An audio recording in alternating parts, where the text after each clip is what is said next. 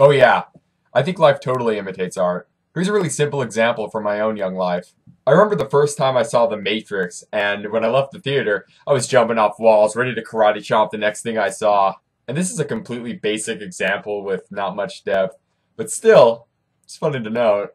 And speaking of The Matrix, remember all those action movies? Or parody movies even, that came out after it, and how every single one of them had to include a slow motion sequence. So that would be art imitating art, or how it became common to use the phrase going into the matrix to describe that slow-mo effect, even though, that makes no damn sense considering the movie's actual lore and vocabulary. But that's another interesting thing.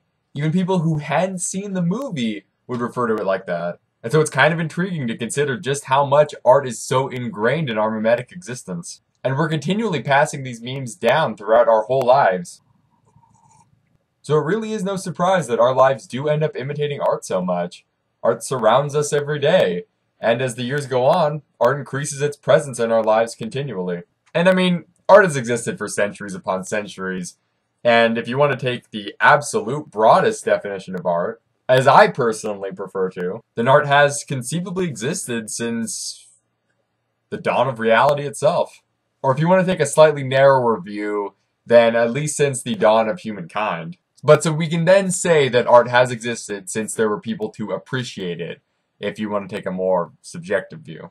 But I think the opportunity for humans to appreciate art is much less frequent up until recent years. And by recent, I mean the last 10,000 years, of course. But before that, for 190,000 years, human existence was entirely devoted to nothing but survival. So it's kind of hard to get the chance to appreciate the beauty of the light of the sunrise cascading over the mountains when you're on the hunt for some cute little critters for you and your family to munch on, all while some giant cat with long, sharp teeth is on your ass ready to pounce. But as civilization developed and living became much easier, we humans got the chance to, relax and enjoy a nice painting or two, maybe a couple fertility sculptures. The stuff hipster art critics just love. And then, as life very, very steadily got better, we saw more and more art.